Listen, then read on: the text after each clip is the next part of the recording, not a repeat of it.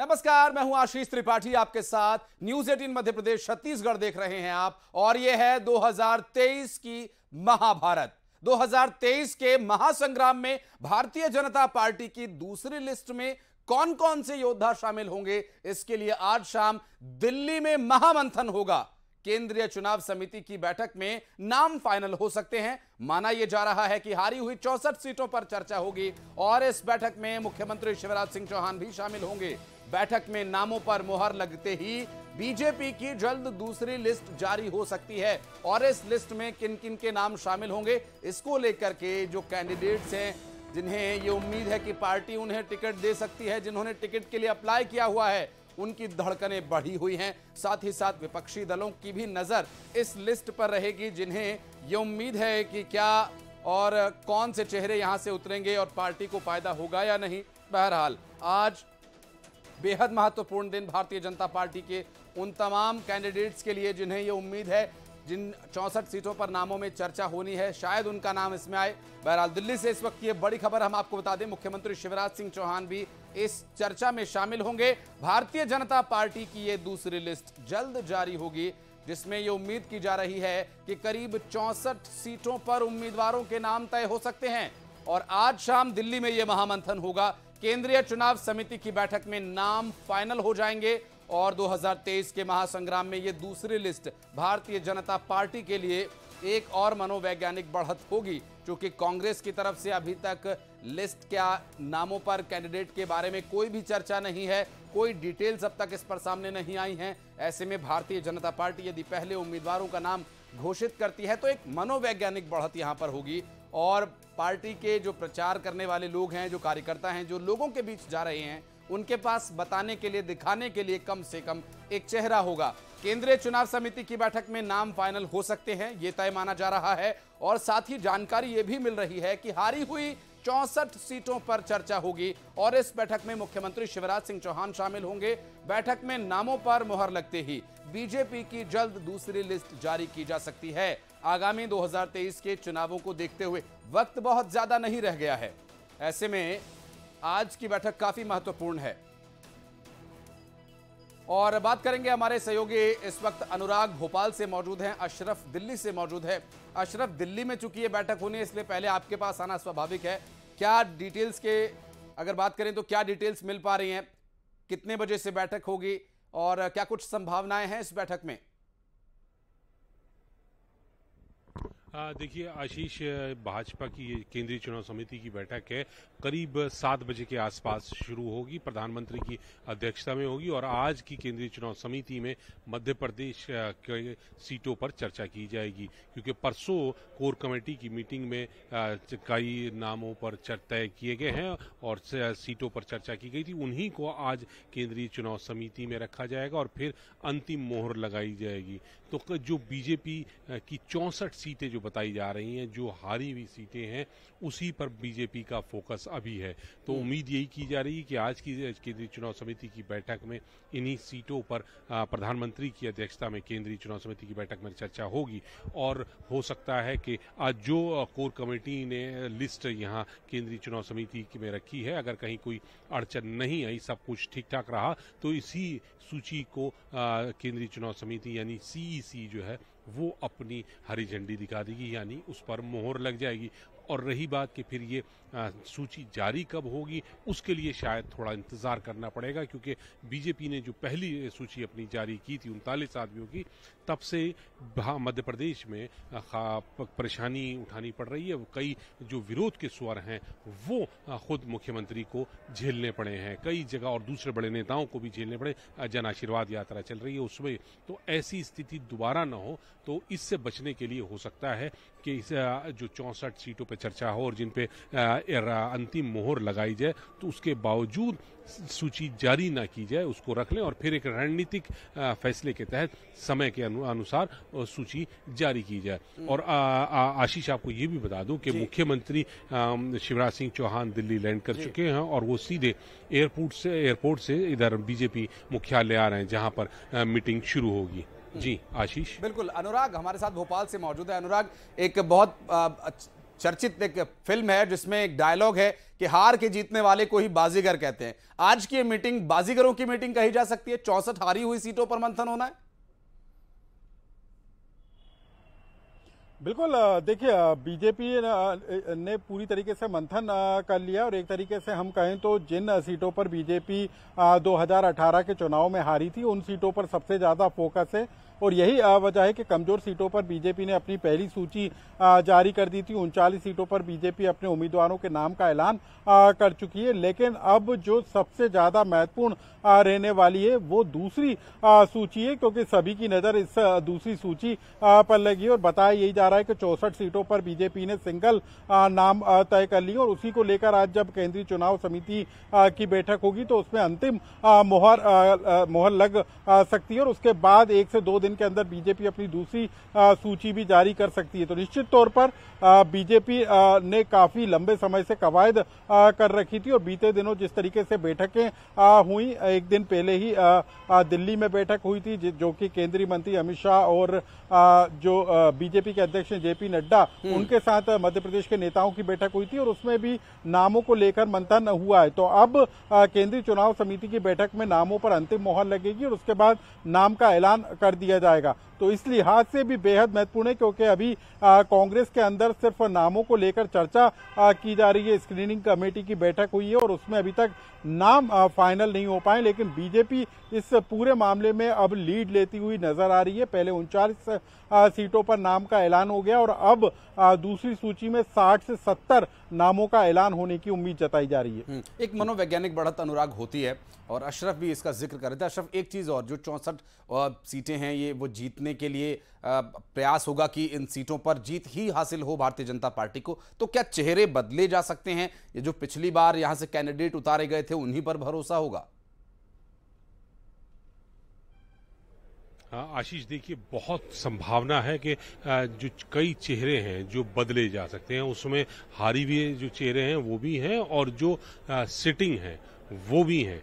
तो इस चीज से इनकार नहीं कर सकते कि बीजेपी जो है एक नया प्रयोग हमेशा करती है और इस बार भी प्रयोग करे और पिछली बार की तरह से 2018 की गलती वो नहीं दोहरा सकती, क्योंकि बिल्कुल सत्ता के चौखट पे वो पहुंच गए थे और फिर वहां से उनको वापस लौटना पड़ा था। लेकिन इस बार वो इस तरह की कोई गलती नहीं करना चाहते और इसी वजह से हो सकता है कि जो पुराने चेहरे हैं जिनको पिछले चुनाव में मौका दिया इस बार ना दिया जाए, इस बार और जो नए चेहरे हैं, युवा हैं, उनको मौका दिया। इसकी ज्यादा ये रणनीति का अक्सर हिस्सा होता है किसी भी पार्टी का कि अगर उनका कोई कैंडिडेट हार गया है तो उसे दोबारा वहां से मौका ना देकर के अगर उसे मौका देना है तो किसी और सीट से देते हैं। ये अक्सर पार्टियां करती ही हैं। बहरहाल मंथन के बाद क्या स्थिति होगी जानने के लिए जरूर अशरफ आपके पास लौटेंगे। अनुराग, बहुत बहुत शुक्रिया आप दोनों का इस पूरे मामले पर जानकारी देने के लिए। तो आज की मीटिंग बेहद महत्वपूर्ण है और इस मीटिंग के माध्यम से चूंकि केंद्रीय चुनाव समिति की यह बैठक है, नाम फाइनल होने हैं। माना यह जा रहा है कि हारी हुई सीटों पर जो चर्चा है वो होगी 64 उम्मीदवार वे कौन होंगे जो इन सीटों पर उतारे जाएंगे। भारतीय जनता पार्टी लगभग आज इसे तय कर लेगी। और बढ़ते आगे, रुक करेंगे अगली बड़ी खबर का। आपको बता दें जो कि भारतीय जनता पार्टी की ही इस लिस्ट से जुड़ी हुई खबर है और हालांकि इस पूरे मामले पर हमने आपको डिटेल दी और बढ़ते आगे रुक करेंगे अगली खबर का। आपको बता दें कि इस पूरे मामले में जो जानकारी मिल रही है कि मध्य प्रदेश में चुनावी जंग के बीच अब सनातन धर्म वर्सेस अधर्म की लड़ाई छिड़ गई है। यह लड़ाई छिड़ी है रामभद्राचार्य के एक बयान के चलते। सिवनी में भगवान राम की रामकथा सुना रहे हैं जगत गुरु रामभद्राचार्य और उन्होंने चुनाव में मुख्यमंत्री शिवराज सिंह चौहान और कमलनाथ के न लड़ने की बात कहकर कहा कि ये दोनों नहीं लड़ रहे, ना बीजेपी कांग्रेस चुनाव लड़ रही है, बल्कि यहां सनातन धर्म और अधर्म के बीच चुनाव हो रहा है। साथ ही यह भी कहा कि आप चिंता मत कीजिए, हम जीत जाएंगे। अब इस बयान को लेकर भारतीय जनता पार्टी और कांग्रेस में जुबानी जंग छिड़ी हुई है। पूर्व मंत्री पीसी शर्मा ने कहा कि यह लड़ाई महंगाई और बेरोजगारी और भ्रष्टाचार की है। इधर बीजेपी ने कहा कि बीजेपी सनातन धर्म की भूमिका में है।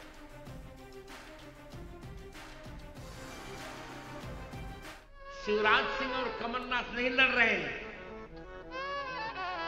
ये तो नाम कहा जा रहा है।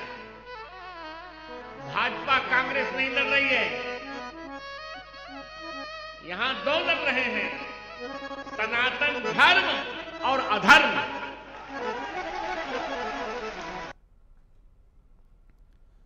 तो जगतगुरु रामभद्राचार्य जी का ये बयान।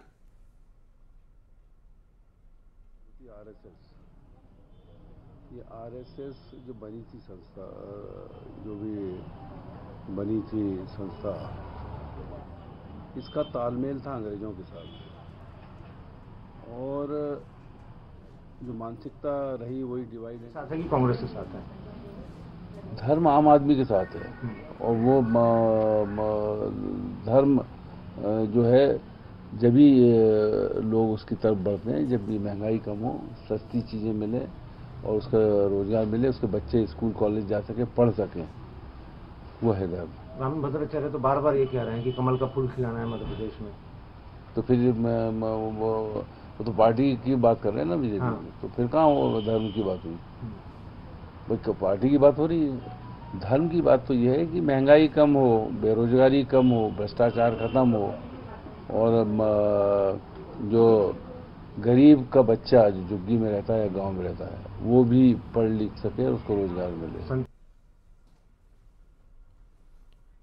तो मंत्री पीसी शर्मा का भी बयान आपने सुना। उनका यह कहना है कि अगर कोई पार्टी की बात करता है तो वो धर्म की बात नहीं है, वो पार्टी की और राजनीति की बात है। बहरहाल जगतगुरु रामभद्राचार्य के इस बयान के बाद चर्चा का दौर तो स्वाभाविक है, क्योंकि जगतगुरु रामभद्राचार्य की कथा को सुनने के लिए हर कोई लालायित रहता है। उनके द्वारा सुनाई गई राम कथा में लोगों को रस आता है, भक्ति और श्रद्धा का लोगों को आनंद मिलता है। लेकिन उनके द्वारा जो बात अब कही गई है कि यहां मध्य प्रदेश में जो लड़ाई है वो कमलनाथ और शिवराज सिंह चौहान के बीच नहीं, वो भारतीय जनता पार्टी और कांग्रेस के बीच नहीं, वो सनातन धर्म और अधर्म के बीच लड़ाई है। अब सनातन धर्म और अधर्म के बीच की लड़ाई का अर्थ सब अपनी अपनी तरह से निकाल रहे हैं। कोई भारतीय जनता पार्टी को सनातन धर्म के पक्ष में बता रहा है, कोई कांग्रेस पार्टी को सनातन धर्म के पक्ष के लिए बता रहा है। फायदेमंद अब देखना यह होगा कि आगे क्या स्थिति बनती है। बहरहाल जगतगुरु जी के बयान के बाद स्वाभाविक है कि चर्चा होनी ही है। अनुराग के पास चलेंगे, हमारे सहयोगी इस वक्त भोपाल से हमारे साथ मौजूद हैं।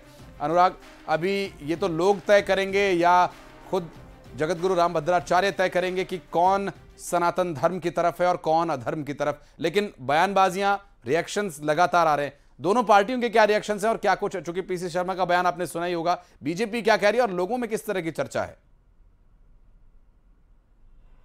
बिल्कुल, देखिए आशीष, कहा जाता है कि राजनीति में धर्म का इस्तेमाल नहीं होना चाहिए, उससे परहेज किया जाता है, लेकिन हर बार चुनाव में राजनीति में धर्म का तड़का जरूर लगता है। लेकिन अब जो नेताओं के अलावा जो संत हैं, जो बाबा हैं, वो भी अब इस तरीके का बयान दे रहे हैं कि सियासी खलबली जरूर मच रही है। अब जो पूरा का पूरा बयान है वो जगत गुरु स्वामी रामभद्राचार्य के बयान से जुड़ा हुआ है। उन्होंने कहा है कि इस बार के चुनाव में जो लड़ाई होगी वो सनातन और अधर्म के बीच में होगी। तो सनातन के साथ कौन खड़ा है ये बताने की कोशिश अब तेज हो गई है। बीजेपी और या कांग्रेस की बात करें, खुद को सनातनी बताने की कोशिश में जुटे हुए हैं और एक दूसरे पर अधर्मी होने का आरोप लगा रहे हैं। हालांकि कांग्रेस कह रही है कि इसके अलावा भी कई तरह के मुद्दे हैं, महंगाई, भ्रष्टाचार जैसे मुद्दे हैं, लेकिन साफ है कि जिस तरीके से स्वामी रामभद्राचार्य ने कहा है, उसके बाद एक बड़े वोट बैंक को साधने की कोशिश में दोनों ही सियासी दल लगे। और बीते दिनों भी यदि हम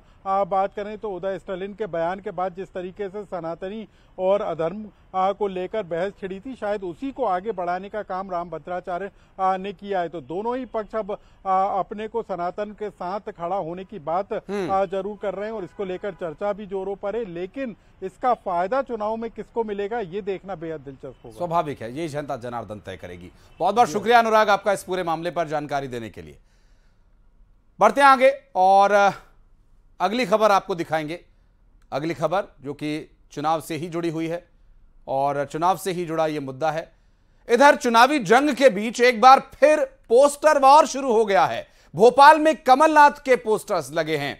फिल्म जवान आई, अभी आपने देखी होगी, शाहरुख खान की फिल्म आई और फिल्म जवान के स्टाइल में लगाए गए ये पोस्टर्स जो कि कमलनाथ की फोटो के साथ यहां पर एडिट करके चस्पा किए गए। ये देखिए तस्वीर, पोस्टर की तस्वीर आपको दिखाएंगे और पोस्टर पर जवान की जगह लिखा है करप्शन का हैवान, साथ ही लिखा है ए करप्शननाथ फिल्म। इन पोस्टर को लेकर कांग्रेस भड़की हुई है। स्वाभाविक है, कांग्रेस ने आरोप लगाया कि भ्रष्टाचार उजागर होने से बीजेपी बौखला गई है और इधर बीजेपी ने पलटवार करते हुए कहा कि कहीं ये कांग्रेस का आपस का कोई झगड़ा तो नहीं।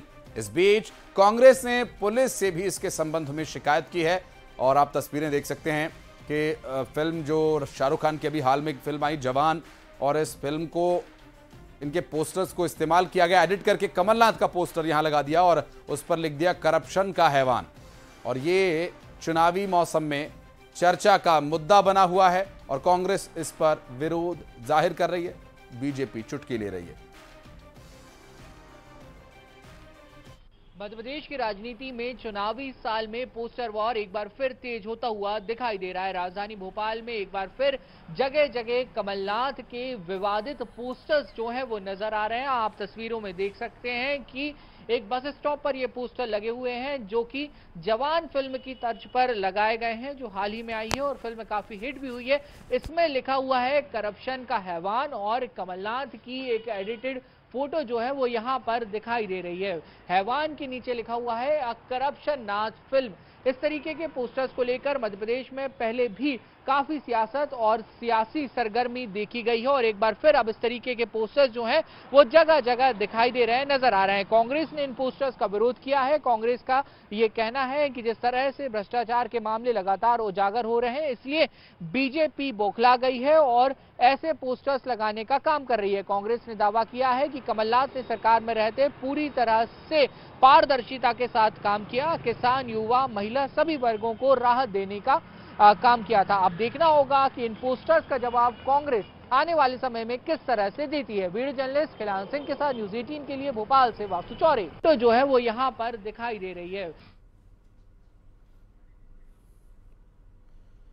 मध्य प्रदेश कांग्रेस प्रभारी रणदीप सिंह सुरजेवाला ने कहा कि स्क्रीनिंग कमेटी की बैठक में आज भी किसी अंतिम फैसले पर अभी नहीं पहुंचे हैं, सीटों पर चर्चा जारी है। उन्होंने कहा कि एक एक सीट पर दावेदारों से चर्चा हुई है।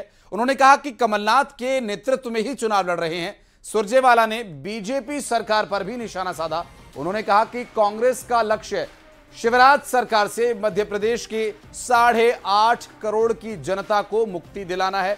उन्होंने बीजेपी सरकार पर आरोप भी लगाया कि सीएम शिवराज सिंह एक सप्ताह में 3000 घोषणा कर चुके हैं। ये लोगों के बीच जाकर बातें करते हैं, लोगों में मीठी लॉलीपॉप की गोली बांट रहे हैं। इस स्क्रीनिंग कमेटी का लक्ष्य मध्य प्रदेश के लोगों के इस संकल्प को बल देना है। ये चर्चा अभी कई दिन और चलेगी। जैसा मैंने कहा, कोई उम्मीदवारी, किसी उम्मीदवार का अभी निर्णय नहीं हुआ। कोई भी कहे ये बात सही नहीं है। हमने केवल एक एक सीट लेकर उस पर कितने लोगों ने अप्लाई किया उनकी चर्चा हो रही है। कोई निर्णय अभी नहीं हो रहा। जैसे ही निर्णय होगा मैं आपको बताऊंगा। और इसी के साथ 2023 की महाभारत में फिलहाल इतना ही। वक्त एक बहुत छोटे से ब्रेक का है। खबरों का सिलसिला आगे भी जारी रहेगा, बने रहिए हमारे साथ।